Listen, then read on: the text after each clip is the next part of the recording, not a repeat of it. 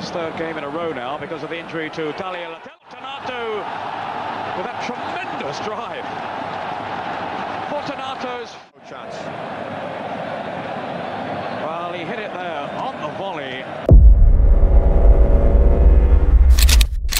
Dikenal sebagai pemain yang sangat eksplosif, disebut memiliki kecepatan cahaya, Andrea Fortunato dengan wajah muda nan tampan dapat dengan mudah mengambil alih posisi bek kiri di tim yang dibelanya. Dia adalah pemuda masa depan yang sengaja disiapkan Juventus untuk meneruskan peran legenda mereka, yakni Antonio Cabrini. Kemudian menurut sebagian besar pengamat sepak bola ketika itu, nama Andrea Fortunato juga disebut sebagai pesaing terkuat Paolo Maldini. Meski secara pribadi Fortunato sangat menghormati Maldini, orang-orang tidak sedang bergurau dengan anggapan itu. Fortunato memang punya kemampuan sempurna untuk menjadi legenda. Bahkan ia juga punya sepakan spektakuler yang tak jarang dimanfaatkannya untuk mengoyak jala lawan. Namun sayangnya, mimpinya hancur secara tragis. Dalam sebuah tes kesehatan, Fortunato mengalami sakit yang membuat semua orang tak menduga. Dengan wajah mulus dan tubuh yang tampak sehat, ternyata diri Fortunato harus berjuang keras melawan penyakit ganas. Meski ia mencoba bertahan sekuat tenaga, Tuhan lebih memilih untuk memanggilnya lebih cepat. Di usia yang baru menginjak 23 tahun, Fortunato mengembuskan nafas terakhirnya dengan diiringi isak tangis rekan setim serta seluruh penggemarnya.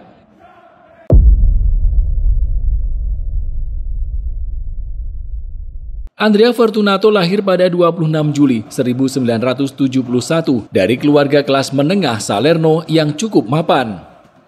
Seandainya pun ia gagal menjadi pesepak bola profesional, ia sudah punya cadangan karir, yakni sebagai akuntan. Namun dalam suatu masa, Fortunato kemudian percaya bahwa ijazah akuntan yang ia dapat bukan merupakan jalan hidupnya.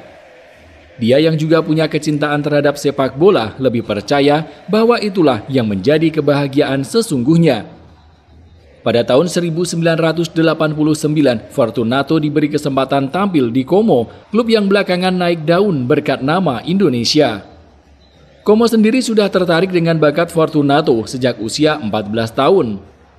Lalu ketika usia sang pemain menginjak 17 tahun, kontrak profesional baru diberikan. Pada musim perdananya, ia mendapat kesempatan bermain sebanyak 16 kali.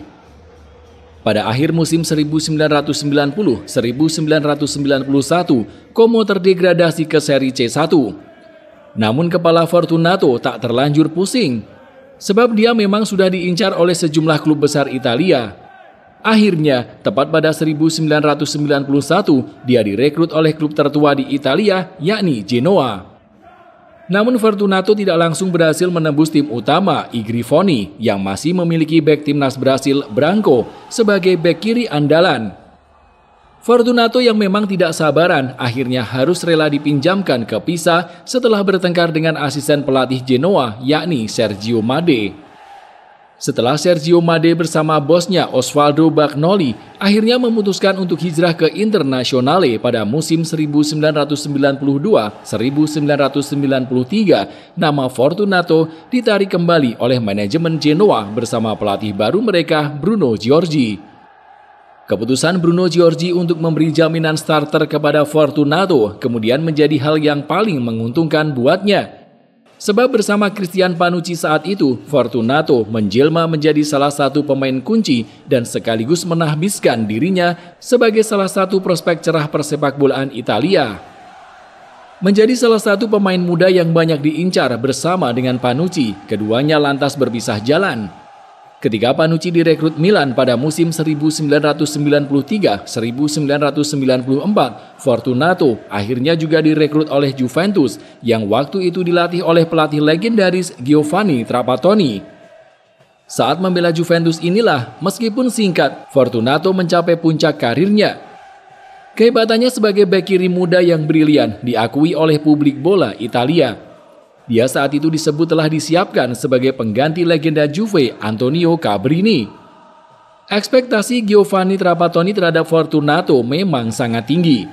Tanpa ragu, kostum nomor 3 yang sebelumnya identik dengan Cabrini diberikannya kepada Fortunato.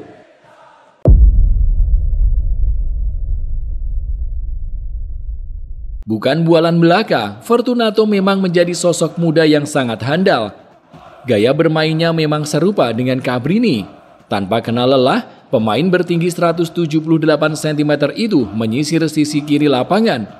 Berbekal daya jelajah tinggi serta akurasi umpan kaki kiri yang mematikan, pemain temperamental itu sontak menjadi idola para Juventini.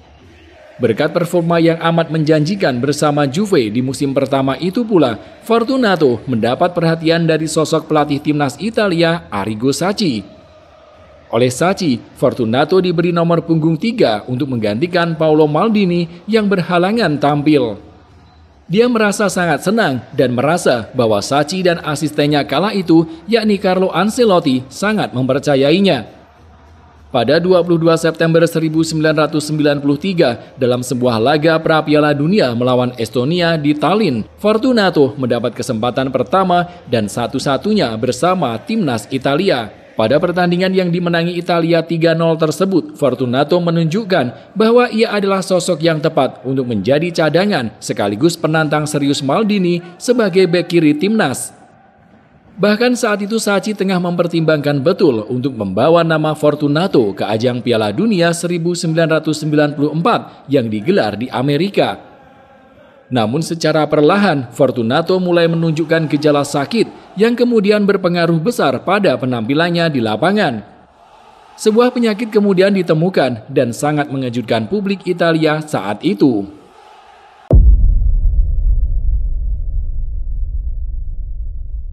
Saat mulai ditemukan gejala penyakit, Fortunato seperti kehilangan energinya begitu saja. Ia tak mampu berlari tanpa kenal lelah seperti sebelumnya. Saat penggemar mulai sadar dengan perubahan drastis yang ditunjukkan Fortunato jelang musim 1994-1995, kondisi Fortunato semakin memburuk. Ia pun akhirnya dilarikan ke rumah sakit setelah mengalami kelelahan hebat usai menjalani salah satu laga pramusim. Di situ kemudian terungkap bahwa ia mengidap leukemia. Saat itu sama sekali tidak ada yang menyangka bila Fortunato mengidap penyakit parah. Sebab dia punya gaya bermain yang eksplosif dan terlihat seperti pemuda yang tak punya lelah. Akhirnya, ia menjalani proses pengobatan sekaligus pemulihan selama kurang lebih 9 bulan.